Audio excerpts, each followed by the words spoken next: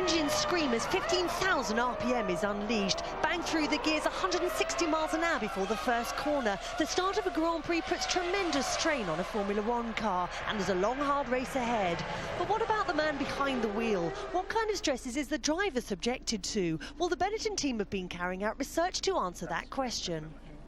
The race is the most important, and it's for 1.5 hours. So we know exactly where my heart rate is, and now at home I know exactly where I have to train in which area. Okay, there are different heart rates. I'm training for building up my performance, but for specific training you can use this data set. So the pain which I have when I take them off is worth it, of course. So what's the heart doing? Well, an average driver's resting rate is about 45 beats a minute. That rises to 120 as the adrenaline starts to flow on the formation lap. The pressure really mounts on the grid. The heart rate rises to 150, and by the time the lights go out, it's up to 170 beats a minute.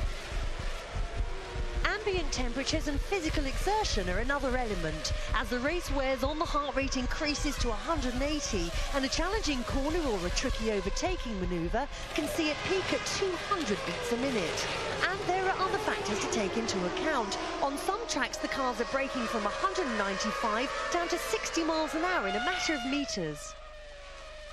You're pushing that to 4.5 Gs there. Now that is a multiple of the head and the helmet, which can basically equal anything between 16 to 20 odd kilograms.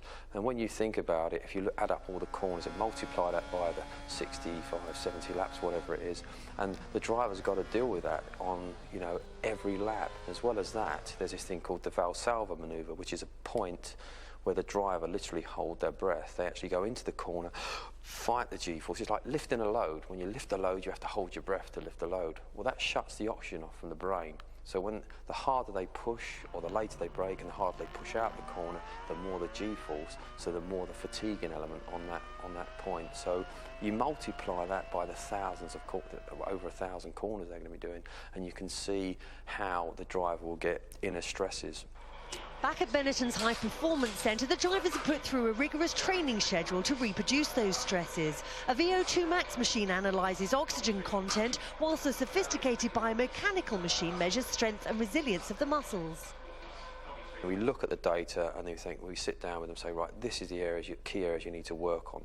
It's not just us, we talk to the engineers and the management here to find out where they see the driver is not quite performing on race day or on testing example, and we use that information, and that helps us to put together programs.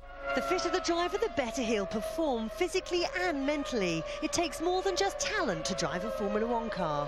So this is the sort of thing that perhaps as us as the armchair watcher don't really appreciate that's going on. There is an incredible demand on these drivers, and sometimes you've seen drivers that literally need to be carried out the car at the end of a race.